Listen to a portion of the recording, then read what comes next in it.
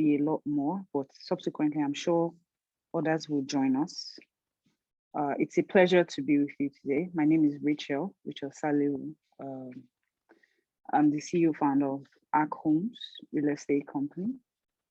And today we'll be discussing on practical skills for investing in real estate. I'm sure some of us already have some ideas about it prior to now, but what I will be doing today is expatiating more on what you already know, sharing some more insights for people that have no clue or inkling to the industry before now, to introduce them to it, expound on that, and share more insights subsequently. So we could pick different presentation tactics, but for decorum, while I go into the presentation, if you have questions intermittently, you could raise your hand or send a chat. Then the admin would make sure we get your questions beforehand, or we can stop to answer, proceed subsequently. Just so it's not rowdy, a maximum of 5 questions would be ideal during the presentation. Okay, so for newbie entrants, my name is Racheal Salehu again. I'm a real estate practitioner. Sorry, the second slide, please. Hello, can you hear me? Thank you very much. So start your investment journey with Racheal today. All right, so a bit into who I am, just for context, so we are aware. I'm a serial entrepreneur. That is, I have several companies set up to attend to the needs of Nigerians to try and add value. One of which is the real estate company Arc Homes. It's been in existence for 6 years now. It's a property technology Pan-African real estate company. I'm also an alumni of business school, all of that, just to give you an insight that, your into who I am and background. So there's no anonymity there. Okay, I've also had experiences with marketing as a bit of my background, content marketing, media. I have a media and communications company, as well as I've been a consultant in business strategy, offering that to CEOs, management, ways to structure their businesses to be more competitive in the industry. Sorry, next slide, please.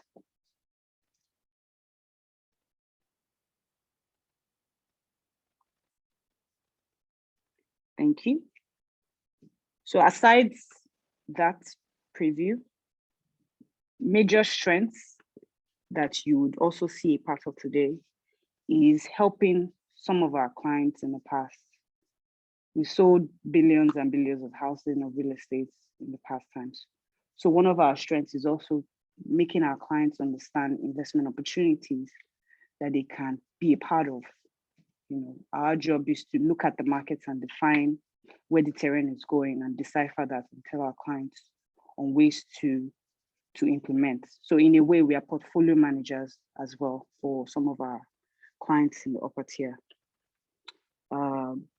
We've propelled smooth transactions by applying refined management, selling, and of course, strong negotiation tactics in real estate. We've also specialized in using market knowledge to broker commercial, office, industrial, retail, multifamily properties that consistently exceed the investment goals of our clients. All this I'll go into context in deeper breadth subsequently. So without further ado, I believe a lot more people have joined us so we can proceed fully into the presentation. If you have any questions, kindly identify. You can raise your hand or you can send the chat and we will attend to it. Okay, so what would we be studying today? What we'll be learning today? Let's move into our table of contents. So next slide, please. Okay. We'll be discussing the categories of real estate types that we have, some of which I'm sure, or most of which I'm sure we already know. Please, let's make it as interactive as possible, because I would like to also hear some of your insights and where you're coming from to meet you halfway and fulfill your needs so that you get value out of this presentation. Okay, so first things first, we will be discussing the real estate types that we have. Then next, we would move to how to analyze if a real estate investment is viable or not, which I'm sure is why we're here today. Then raising capital, debt or equity. We're going to learn about that too, so we can know where to get extra money. Of course, because real estate is capital intensive, that is, you need a lot of cash flow to be able to go ahead with it. Then decision making and risk mitigation. How to reduce risk, because in any investment, there's always an iota of risk.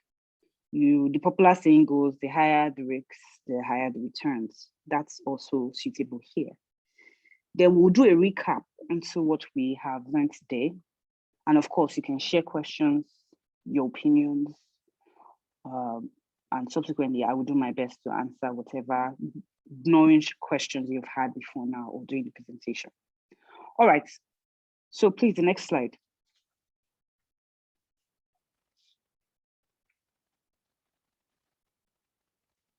Real estate types. We have about 4 categories of real estate types, arguably 5. The 5th one I would also mention, but for the context of where we are today, it might not be applicable. So we have land, obviously, that's bare land, which is undeveloped property and is vacant. We have the residential, which predominantly is booming more in Lagos. Residential, that is housing for individuals, family types, or groups of people. Next slide, please.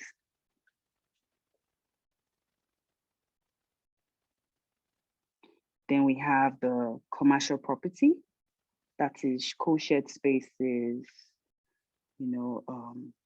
is used by businesses basically to carry out their operations, right?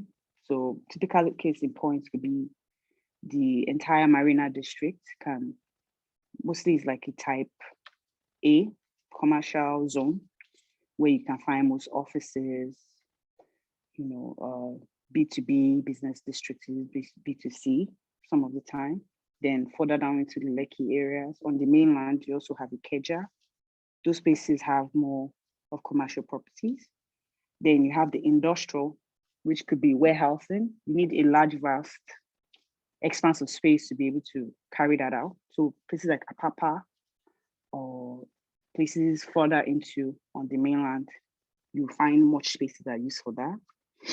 So factories, anything that has to do with heavy mechanical production, construction, you need vast expanse of land. Obviously, the cheaper it is, the better. So you can find most of them on the mainland, or yes, some on the island, but majorly on mainland because of cost of acquisition of land. Okay, next slide, please.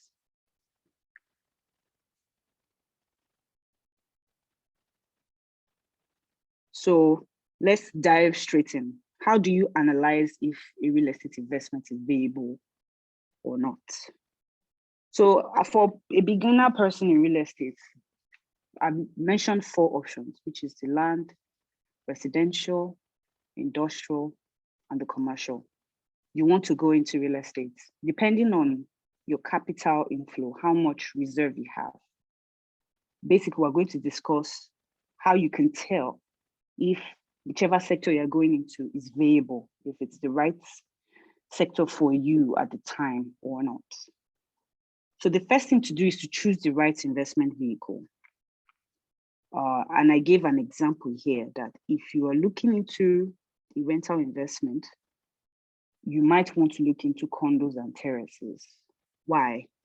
Because there are lots of single family units currently in Nigeria. There are some data points from Nigeria Bureau of Statistics that have also been released, I think it's dated 2019. Hello? Okay, so I'll proceed. So there's been dated statistics from the MBS showing the labor pool of people currently that are employed and the underemployed, whichever. So the data pool is showing that about 3.8 million people are currently employed under the age group of 25 to about 40, 60. And of course, these people, with the more income they acquire, the more they would like to purchase housing, or the more the middle income bracket increases, the more they would like to either rent or buy housing straight upfront. So most times it looks like currently in the Nigerian system, it's best to look into a rental investment. There are others, as per se, if you dive into the commercial real estate, you could buy land, wait for it to appreciate, flip it. But for the purpose of this particular example, I'm just going to be discussing majorly on the rental investment. So say peradventure, you decide you are interested in Airbnb, which is this short letter has been raving on and on. We're proud to say that we advise some of our clients with a initial capital. This was last year data of about 20 to 100 million. Most of them saw returns of an average of 50% per annum, based on the short lets. Hence why a lot of people have been raving about it, because it seems to be a particular niche that is appreciating greatly. Why? Because a lot of millennial types are starting to leave the household of their parents or guardian. And of course, they would like to assert their independence by having their own residence. Most of them cannot afford the highbrow areas.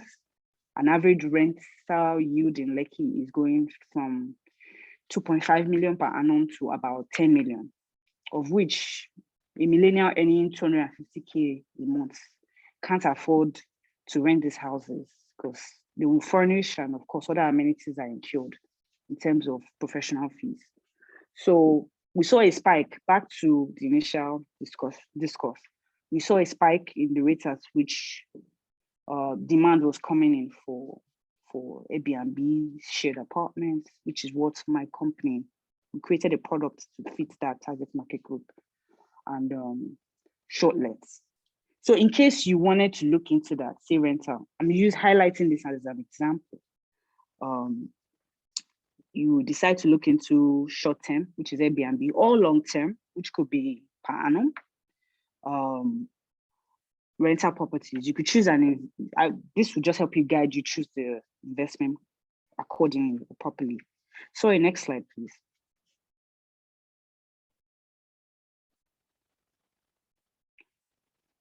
So first things first is you've chosen the vehicle. In this context, we are saying our vehicle is a rental apartment. Next thing is to check the cash flow or the rent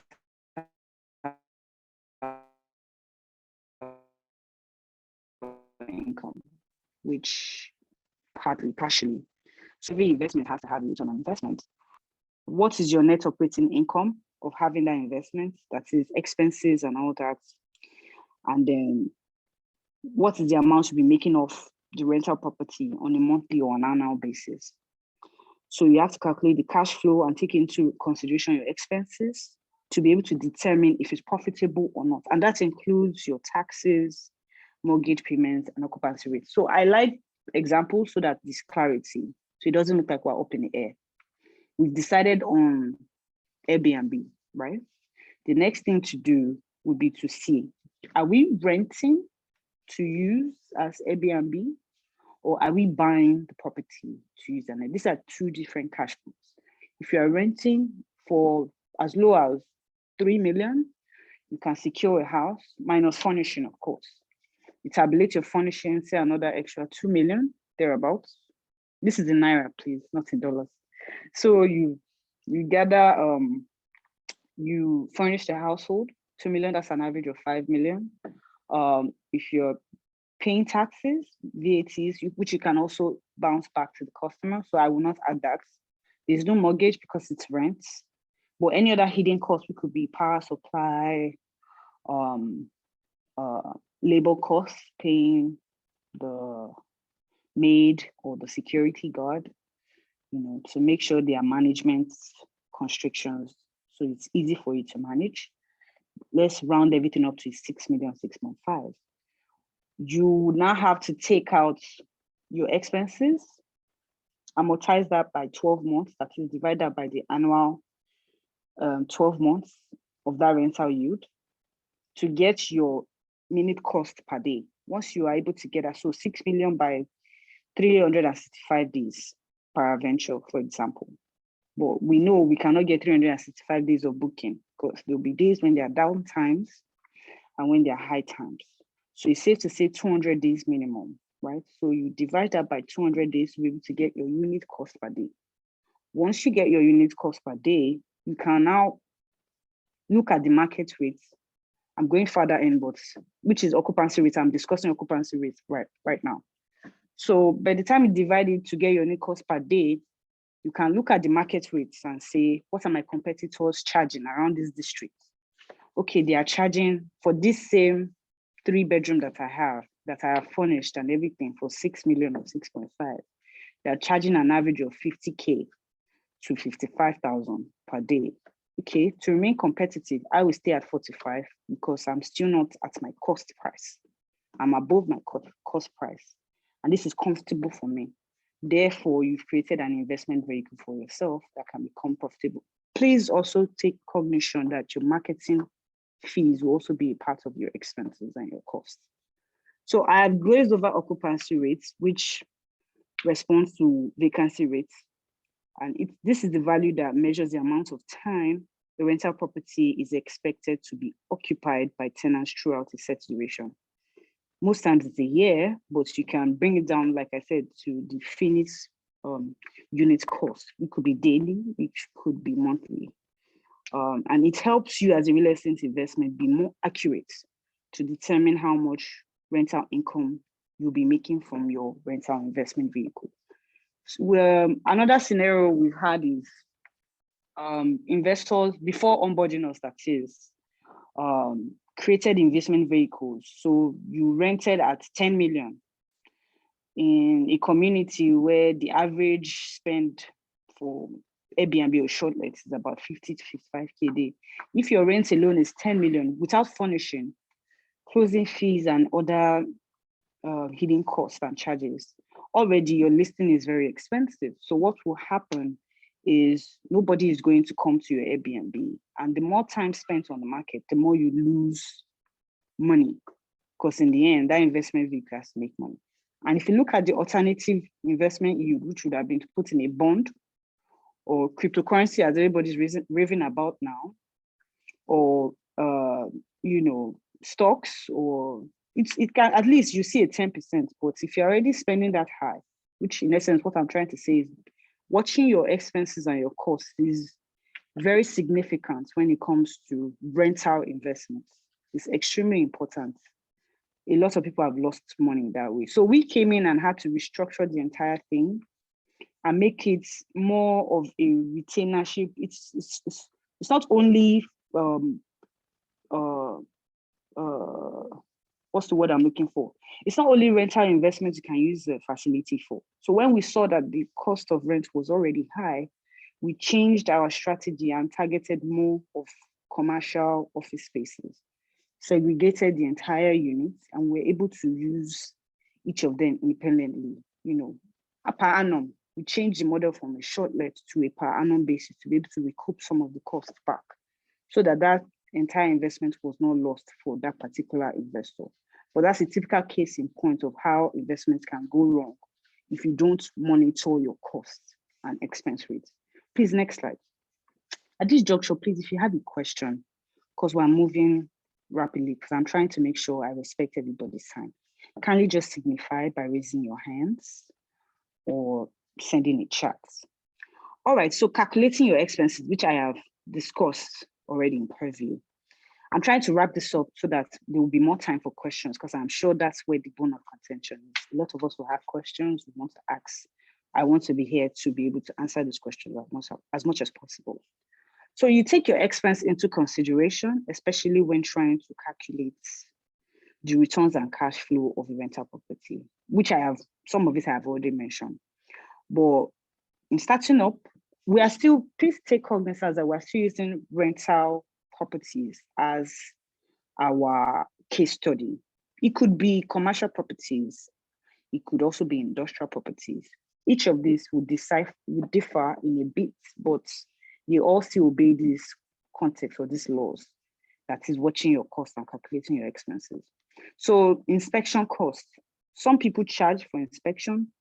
Our company, I made it a mandate that we don't charge for inspections. It's ludicrous that you are going to search for a house and you have to pay every time you come outside. It's already an emotional, psychological stress than charging such exorbitant amounts all the time. But some people charge inspection costs, so you have to factor that into your cost. You could be spending as high as 20, 30K, 50K for inspection costs by the time you keep paying agents to see houses.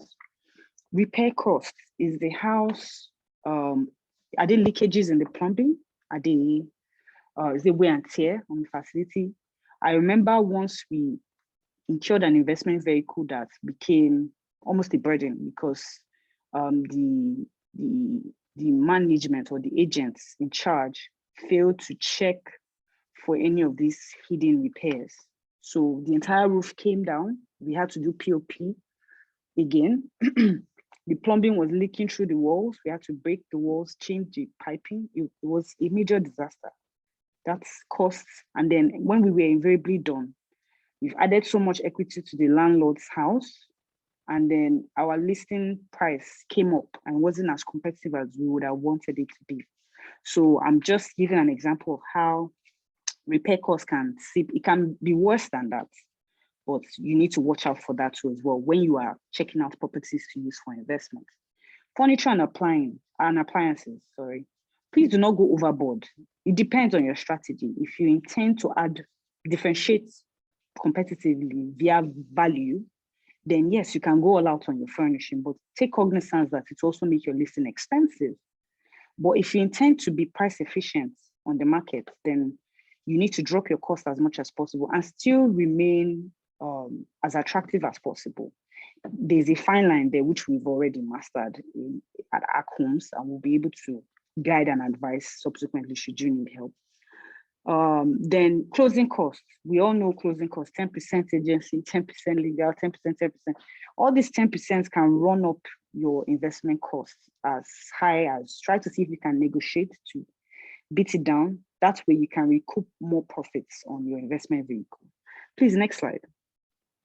If you have any questions, kindly signify. I would be happy to answer or pause to respond to you before we proceed. Please, the next slide. Thank you. Recurring costs.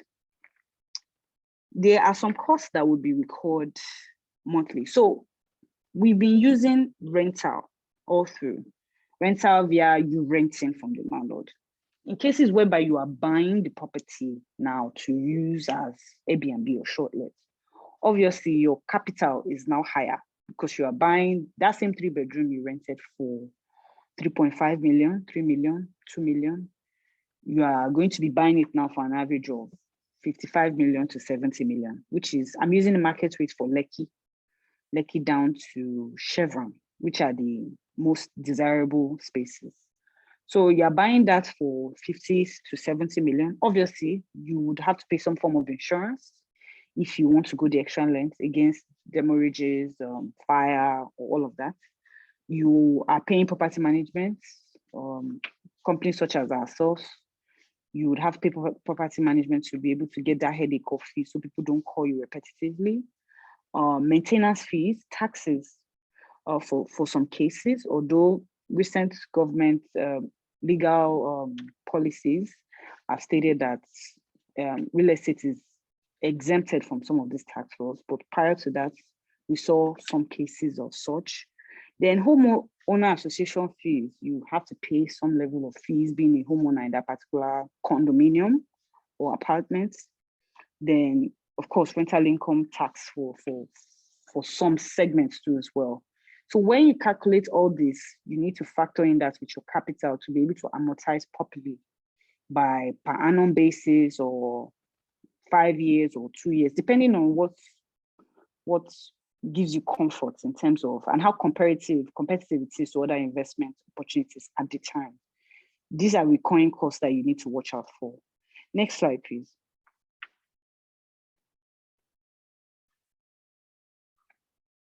Raising capital via equity and debt. So now I've been talking all about the 6 millions and the 5 millions. I'm sure some people are wondering, how do I even get this? Maybe I don't have up to that. Maybe I have 1 million. Although at ARC Homes, we have opportunities for people with such investments, 800K, 1 million, we're able to help out. But originally, it's quite difficult to start up something with that fee. So I am going to share other creative ways at which you can make more or get more in terms of debt and equity fund. I will break down what equity investment is, what debt investment is, and how you can get more for your money, or which of the two you would prefer to use going forward. So equity investments, equity. In this case, you are basically the major investor in bringing in the lump sum of the money. That is, you as the investor are going to be bringing at least up to 50 to 60% of the investment money. So if we're saying it takes an average of 6.57 million, you'll be bringing 60% of that as equity, which is coming from you as the major investment. Whatever returns you get from this form of share returns are realized in the form of a share of the rental income the property generates. So you get a form of return based on the amount you put into the investment. So whatever, if you're getting 55K a day, you get to have 60% of that income based on the amount you put into the investment, minus expenses, of course, because you have to take out the expenses from your 55K. Then the profits is where you now share at 60 to 70% based on the amount you put in. Investors may also be paid out a share of any acquisition value the property is sold. So for instances, when you bought the property with 70% of your money, in times when they're about to sell it, they will also have to disburse 70% plus any appreciation fee on the property. Because of course, property appreciates. The property you bought for 50 million is not going to be 50 million next year. Based 2% or 5% increment. Sometimes you see as much as 50% increment. So of course, when you tabulate the entire fee, remove the expenses, whatever is left, 70% comes to you, or 100% if you bought the entire thing with your money.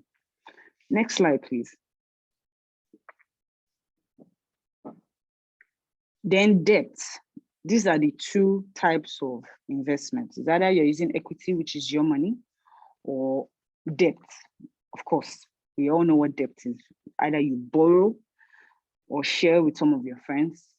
Okay, 6 million is still high for me. Let me get 6 of my friends that have 1 million each, and we'll all go into this thing. But of course, you will need to share whatever profit comes to you. When you're getting 55K and you're moving your cost and expense, whatever is left will be shared among all 6 of you to be able to recoup back the investment value. So the loan is secured by the property. You can use, if you buy the property, you can, if you have a property instead, you can incur debt with that property. So in case of defaults or in case you're not able to pay off, they can foreclose or seize that property, which is the risk incurred in that.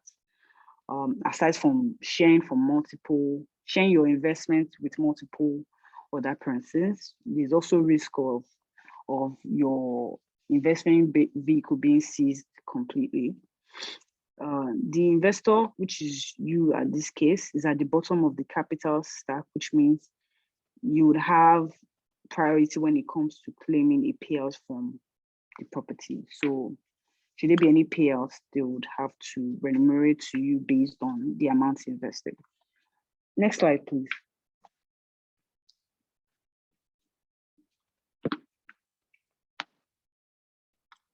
Mitigating your risk.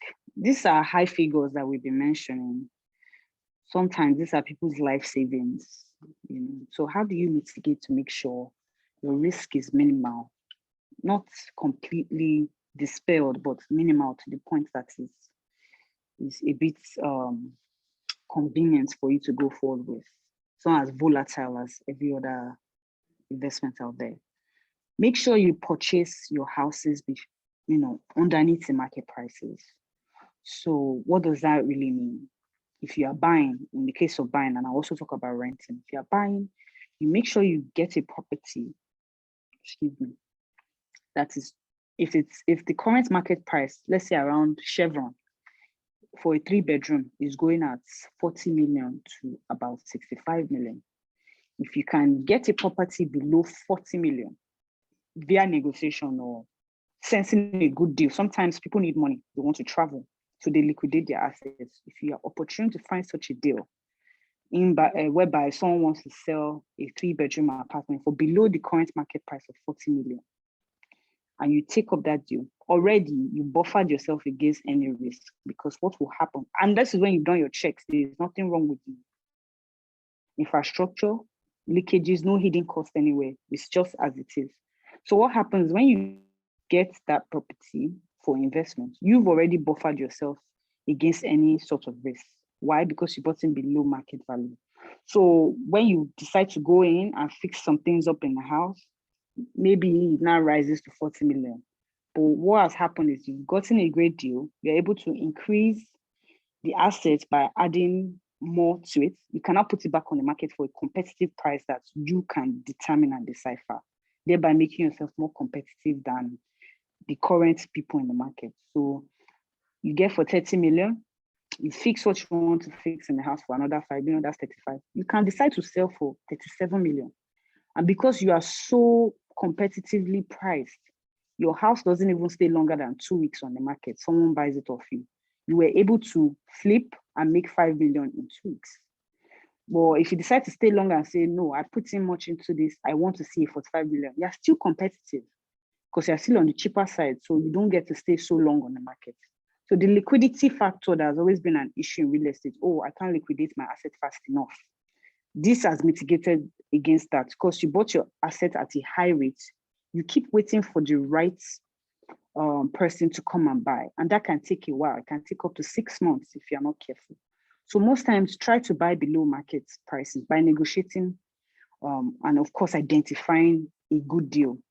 We at Hack Homes, we always have deals such as this that we push to our investors to make sure they are aware of the market rates and how competitive pricing is in order to tap into opportunities and see a reward for it. Second slide, please.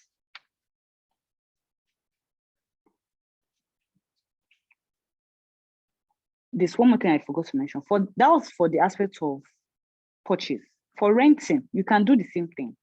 If rental yield of the particular area in Lekki Phase 1 is 3.5 million for a 3-bedroom, you happen to find a house for 2 million because, say, the plumbing is bad, there's no POP, they don't have LED lights. If you factor in all these things to put them into the property and it's lesser than 500,000 naira, you can put that in and get it for 2 million, fix it up for 2.5 million, and comfortably put it on the market for 3.5 million naira as a sublease or short let or whatever, and still recoup your investment. So I'm just giving another example for renter as opposed to purchase. Then, still on decision making and risk mitigation, make a higher down payment or equity investment. Too much debt can be a bad thing. Why? Because if you are taking 100% debt, you meet an uncle or a venture capitalist somewhere that is willing to give you all 50 million or 60 million of what you desire to purchase a house. You would invariably be working to pay that person for the entire length of the investment. Why? Because you have no equity inside the investment deal. So you're running around trying to recoup, you are seeing next to nothing, because if you are paying back, you get 60 million, you're supposed to pay back 10% at a fixed amount of time. That's a lot of constraint, a lot of stress. In the end, you might see next to nothing. So it's always advisable to put in as much money. If you can match your investor 50-50, you bring 25, he brings 25. If you are renting, you bring 3 million, the other person brings 3 million. That way you are more leverage to be able to get more returns on that investment vehicle, and you're not setting yourself up for failure. Most reasons why Nigerians get it wrong is because they get too much debt. They are not able to pay back. So it burns both sides. The investor says, oh, I'm never giving anybody money to the investment again. The other man says, oh, I'm never going to real estate. It's not for me, because it wasn't balanced. You save up enough money to raise equity to be able to go into any investment deal. So you are more leveraged and your negotiation power is higher. There's no issue of, it burns me, I didn't get a good deal. It's well balanced. So the third option is look for a property that you can improve profitably. I mentioned the scenario of a rental investment whereby you go in and you fix in some things because you got it below market value. When you increase the value of that property via improvements, you're adding equity, and you can also argue when the landlord comes and say he wants to increase his rent from 2 million back to 2.5. No, I put 500K already inside this place, so I've put 1 million. I need to get my money back. That will give you some time to also make more profit before exiting that investment or upon liquidation. Then should interest rates decrease, the increased value can also be used to finance other investments or decrease debt service. So if you got a loan or debt and the interest is 10%, and maybe over time you paid down aggressively and you're able to reduce the interest rate to like a 5%, the increase on top, the mini 5%, you can also save that and use it to invest in something. So you don't just keep paying debt all the while. So you need to always check your costs, your expenses, make sure it's comfortable for you. So you're not working aggressively and you're not seeing returns. Everything is balanced in a way. The right improvement decisions can also attract better tenants and justify higher rents. The ROI on the money invested in the improvements can be attractive. So when you improve the facility as well, add your POP, it makes your property more desirable than others currently in the market. So you are dragging people from your competitors to you because they believe, this guy his POP is fine, he has a swimming pool, or whichever way, I like the lighting, I like the furniture. The property now sells itself. You don't have to spend so much on your marketing. So everything goes pari passu and is balanced, it's more balanced. Please, next slide.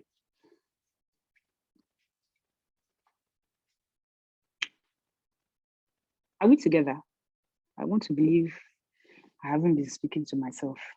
At this juncture, let me just pause and ask if anybody has questions before we proceed. We're already on recap, so it's even great timing. The rest of the many minutes, let's use it to discuss. We've talked about real estate types. We've spoken about how do we analyze that a real estate investment is variable or not. We've talked about raising capital via debt and equity financing. We've also spoken about decision-making and how to mitigate against risk. So at this point, I'm just going to take a pause, and if you've had any questions prior to now, kindly let me know so we can discuss it, and I'll do my best to answer your questions.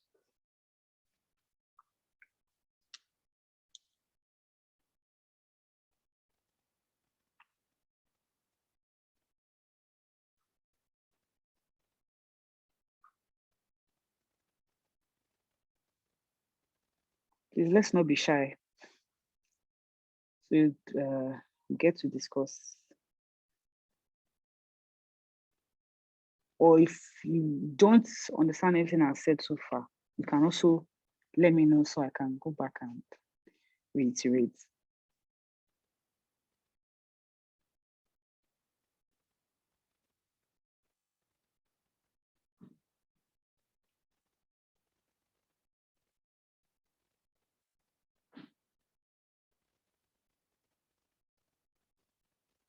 Hello, is anybody there?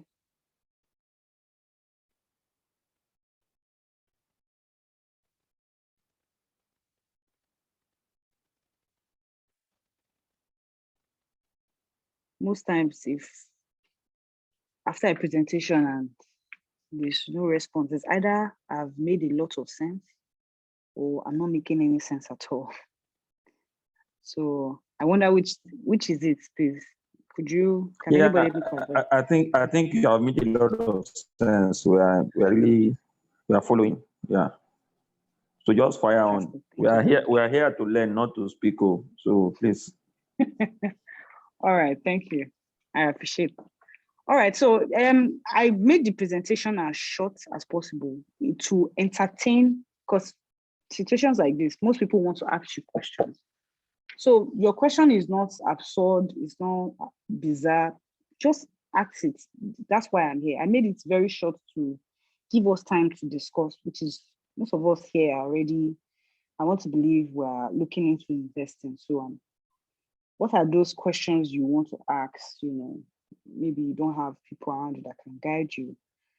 That's why I'm here today, to try and break it down and see how we can help you along your investment journey. Hence why it's as short, as concise as possible. There's a comment here, please. I just want your insight on how to mitigate tenancy voids and the gap of time between sale and exchange of title. Okay, fantastic. I just want your insight. Thank you very much, by the way, Suleiman. I really appreciate that question. I just want your insights on how to mitigate tenancy void. Tenancy voids are caused when you as the investor, let me use you now so it's more personable. You fail to see that the market has turned to a particular tide and they want a certain thing, and you are still stuck doing a certain thing. The tenant feels that void. Okay, let me give you a case and scenario so it's more practicable. Everybody is doing roofless buildings now. What's a roofless building? It's more fashionable. It looks more beautiful than roofed. That's one. Two, it doesn't tell you the age of the property. You can't decipher, because once you start to know the age of properties, you want to argue that, oh, it's too old. I don't want it. I don't want this. Roofless now, it looks beautiful, and they want a pool. Then they want gym.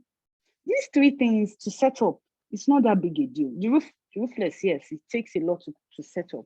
But the pool, it won't cost you much. And then the gym as well.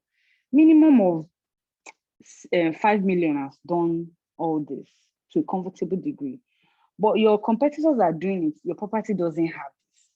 Then they start to look, and both properties are on the market at the same time. If you put yourself in the tenant's shoes and they are trying to get a house, at that point, that specific time, your competitor has more advantage than your property does. I'm just using this as an insight, as an example. It could be anything. It could be the fact that your competitor's house is in Lekki, your own is in Ibamadesoya. They are trying to avoid traffic, they don't want it. Or it could be that your competitors is in Ikeja, yours is all the way in Yanopaja. Of course, these are two different points. Location will always be a determinant in real estate. If yours is down in Yanopaja and there's nothing you can do about the location, you might as well add features to differentiate it more in the market from others.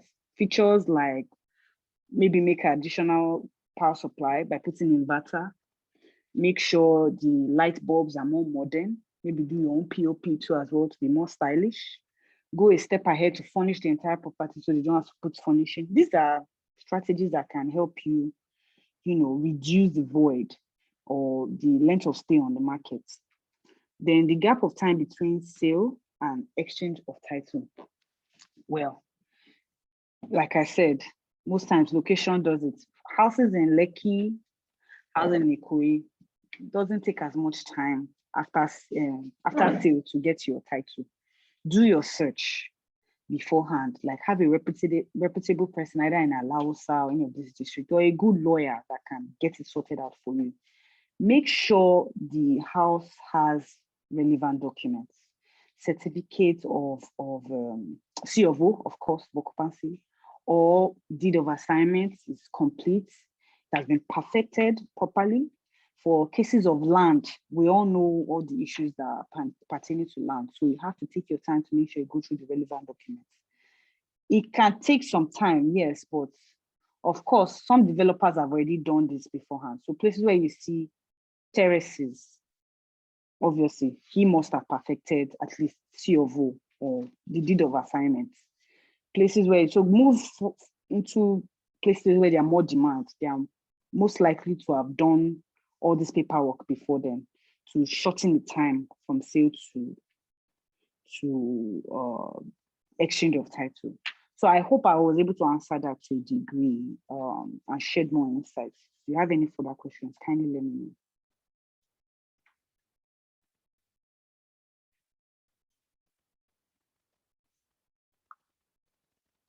Do we have any other questions?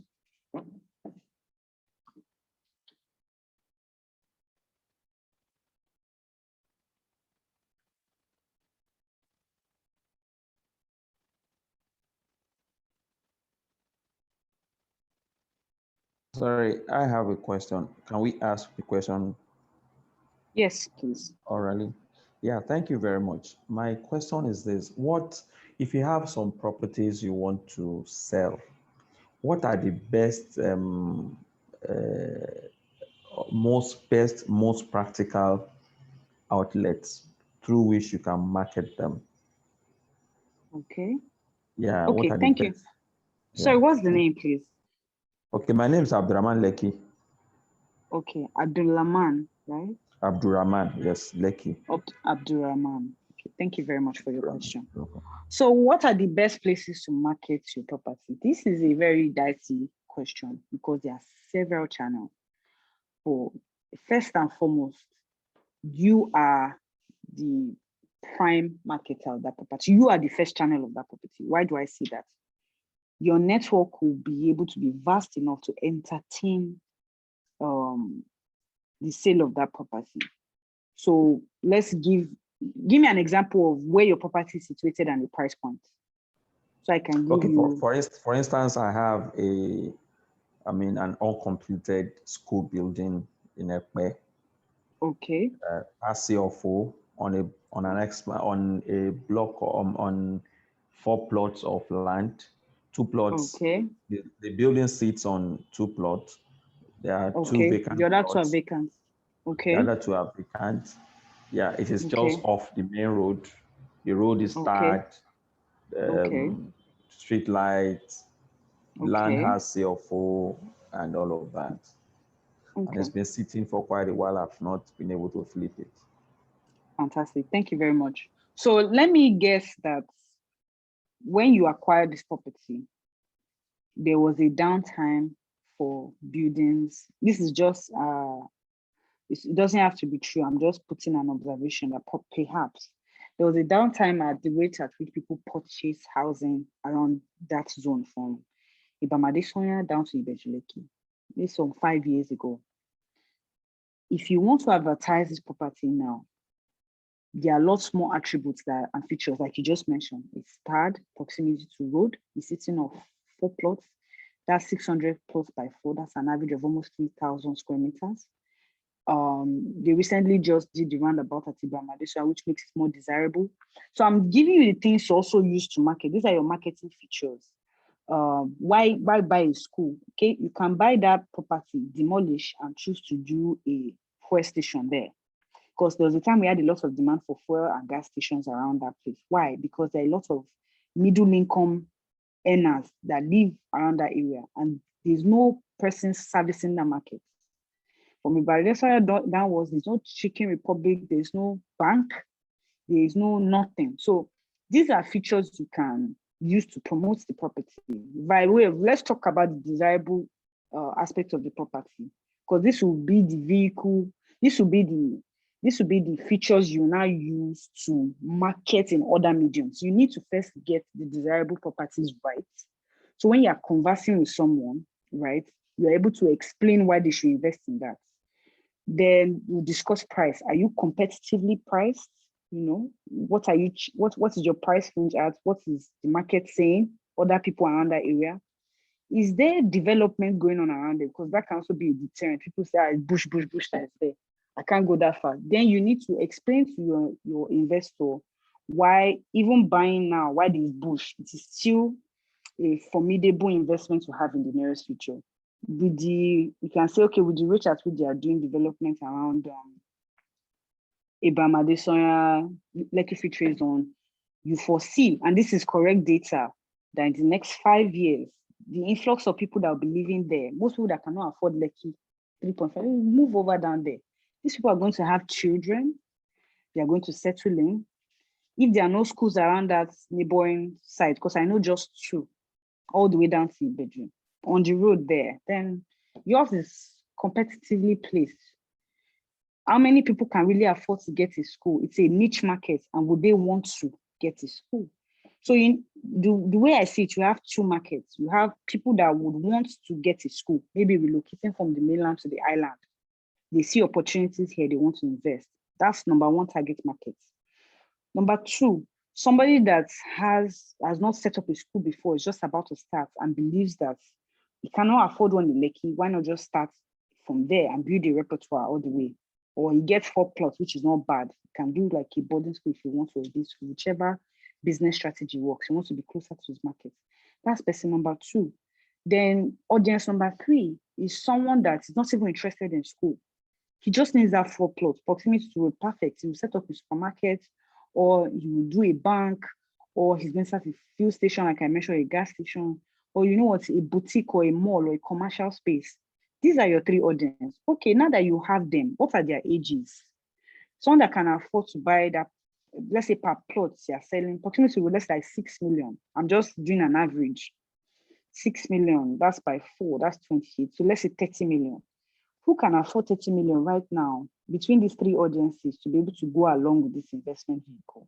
Obviously, they have to be from about 35 to 70 downwards. That's your target demographic. Where can you meet these people from 35 to 70? Their children are on social media, so you can go after their kids. Which social media? Facebook, Instagram. You find most of them on Facebook anyway. That is the older citizens and their kids. You can target that. You can go on Instagram. You can go on LinkedIn because you meet professionals on there that are capable, because your customer needs to be able and willing to pay your price. Not just willing, but they must be able to. So anyone that can afford 30 million, here, you need to now target them and fit into these 3 demographics that we've chatted out. Go to churches too as well. You have a property you want to sell. Is any of them interested in expanding there? Because there are fewer churches around there. Places like Redeem, they'll be looking to grab more market share. And there's a middle class that is building up there. You can propose to them too as well in churches. You can go to schools as well. Are they looking to expand all the way there? You might never know the constraints they're going through. Maybe land gets too expensive with encroaching, they need to expand. You can go after them too. Parents at functions, So just spread across social media, offline as well, to all the spaces where you can find these people we just defined. Make sure that you are as specific as possible so you don't waste your marketing budget and your time, because your time is limited too as well. So by the time you spread your umbrella across all these segments, you'll be able to find 1 or 2 persons. When you know the features your property also has that is desirable to the market, you can also now take it home. It's one thing to be able to get someone to come and see a property. That takes a lot of effort and marketing budget. The other half, and this is where you come into play, is if you can close it, if you can convince the investor that it is a viable investment vehicle, all this would go as fluidly as possible. So I hope I was able to answer your question to a degree. If not, kindly clarify so I can expatiate on it.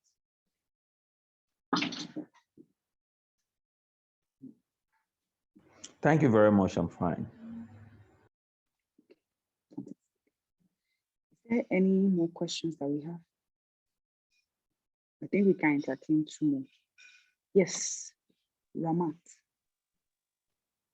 Hello?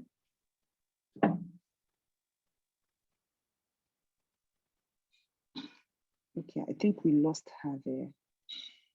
While we wait for her to come back, is there anyone else that would like to ask any more questions?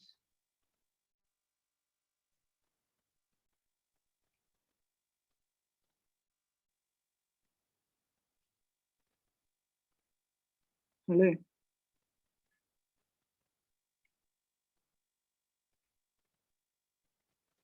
Can anyone hear me? Yeah, we can hear you. Okay, fine. That's fine. Thank you. Just a small clarification on the question I asked earlier.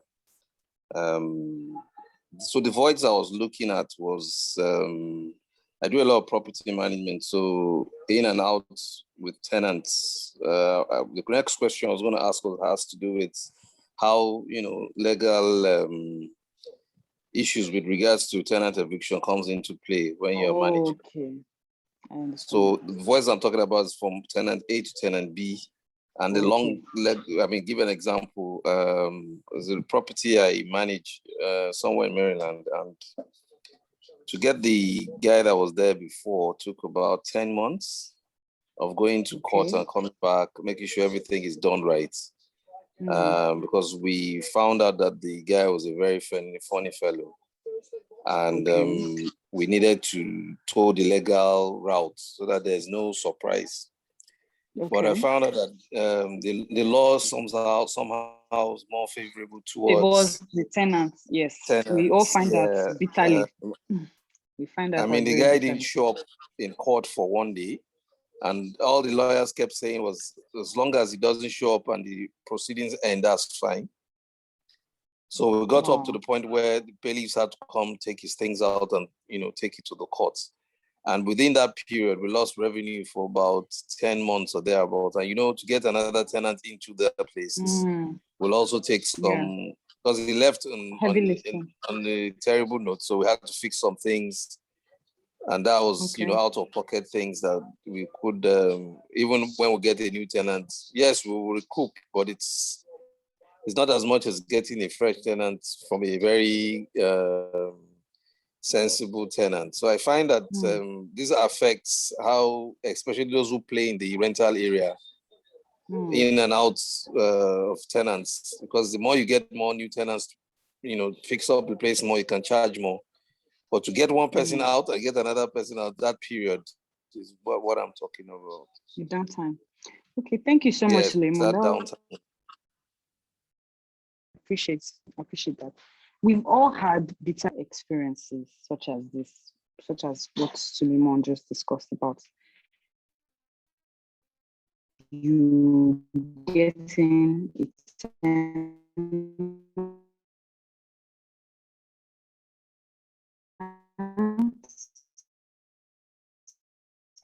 and they're breaking up. We didn't hear you. The video was stopped. What you expected, then getting the problem. How my company has mitigated around. Can you hear me now? Can you hear me now? It's better now. Okay, fantastic. So what I was trying to say is the way we mitigate around this risk over the years is to do a background check. As nifty as it sounds, as simplistic, it actually helps all through these cumbersome processes. So before getting a client into the facility, we already calculate the downtimes and we let our investor know that, look, which is the landlord in this case, it will take some time getting you the right fit. You are going to get a lot of people, but we're getting the right fit and everybody's not your market. So we make sure we get a good profile that is able to continue his rent. You must have worked for that organization for some time. You are able to pay your rent subsequently. Maybe we go as far as even getting your statements. Maybe what do they call this? It's not an overdraft, but per annum basis, we need to see what your earning power is and if you're able to acquire that facility.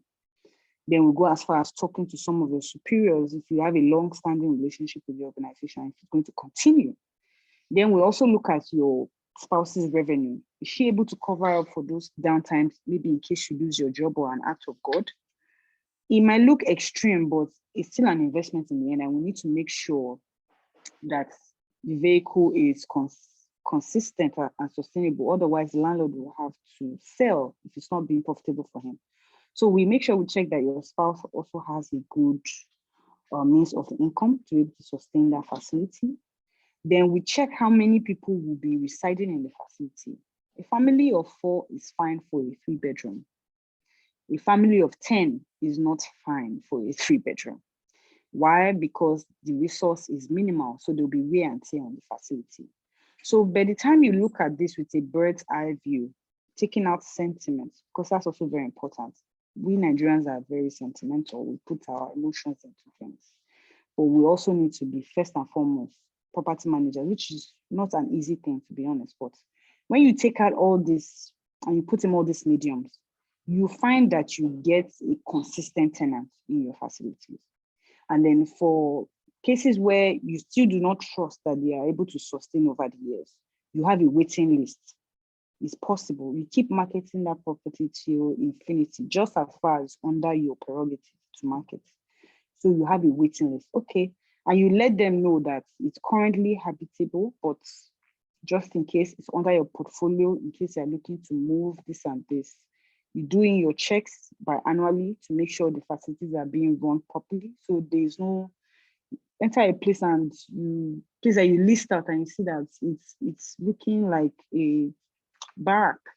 And that was not how you let the facility go. So timely checks will also mitigate around the risk of wear and tear. I believe this and some other strategies are what we use currently to increase our success rate of return on investment for some of our landlords and investors. I don't know if that was extensive enough, but just sharing insights on ways to help. Yeah, thank you. In my case, I guess the guy was just somebody that was bent on doing what he did. Because we did all the background checks. The guy works with a very big bank, wife, very big audit firm. And I think the problems just started as when they moved into the flat, really.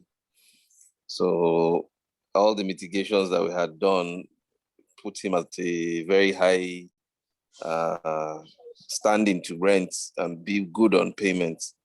But thereafter, the first year was fine. Second year was when we started having problems.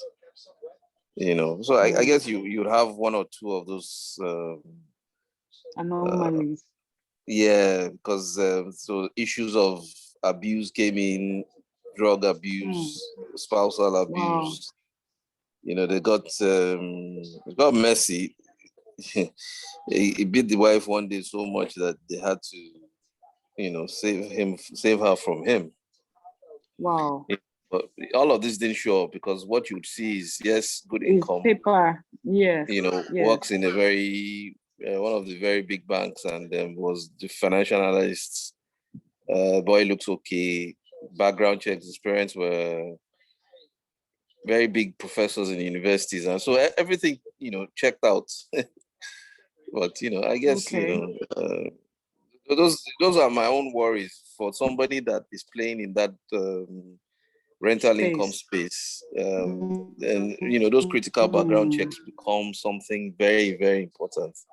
So that can continue to maximize returns on whatever investment we have. So thank you for that. I was going to take you up, not take you up, just advise on these issues of, a lot of joint ventures are in now. Yes.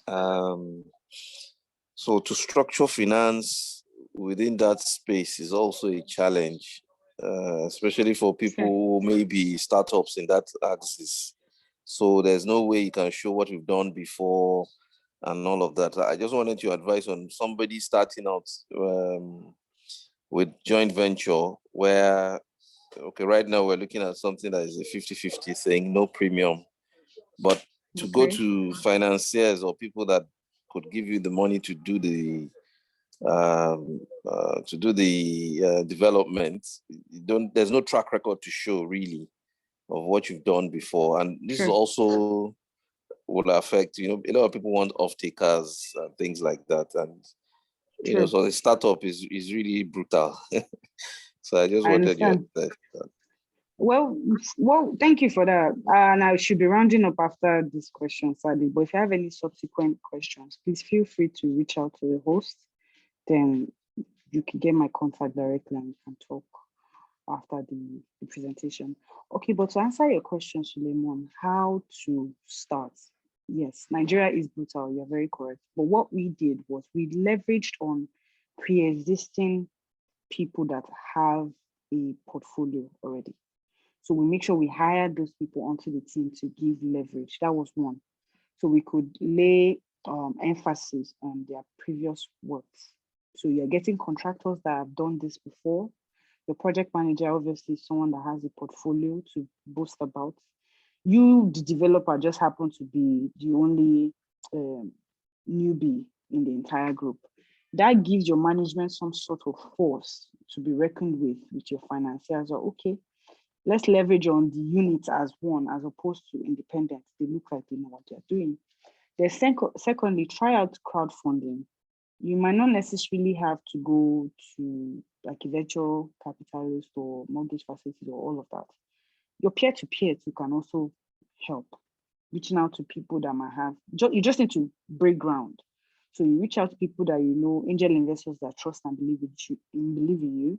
You gather and recoup the funds. You're able to break ground. Once you break ground, you can use that as a marketing point to anybody, because you can lay emphasis and they can see the results that, okay, it looks like a reputable person. This is where they are and this is what they're doing. Then, of course, your marketing materials, your 3D, everything needs to be as defined as possible, seamless, simplistic. They can see the growth trajectory, and do not underestimate marketing. It might not be that one person. You need to try and try again. I remember we checked with 100 people before we found the one person that we needed.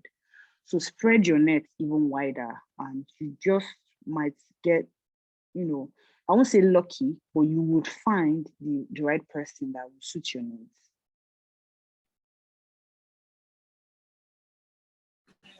Thank you very much. All right, so I think with that we can call it a day. Mrs. Titi Lope, I would hand over to you to help us wrap up.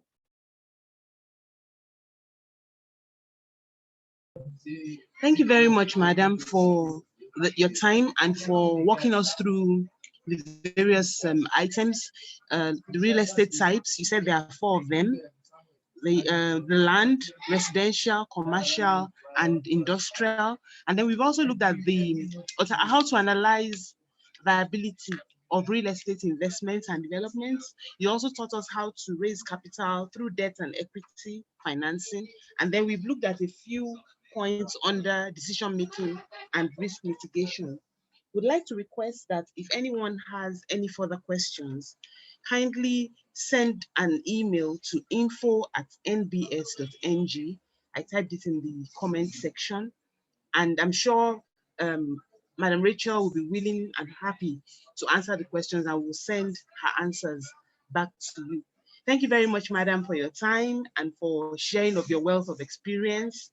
It was a really enlightening session, and I'm sure everybody will go away with a big smile today. Thank you very much. Thank you very much to all our attendees for taking out time to attend this particular presentation. We appreciate you every day, all day. Thank you very much. Do enjoy the rest of the weekend. Bye. Thank you very much. Have a great day.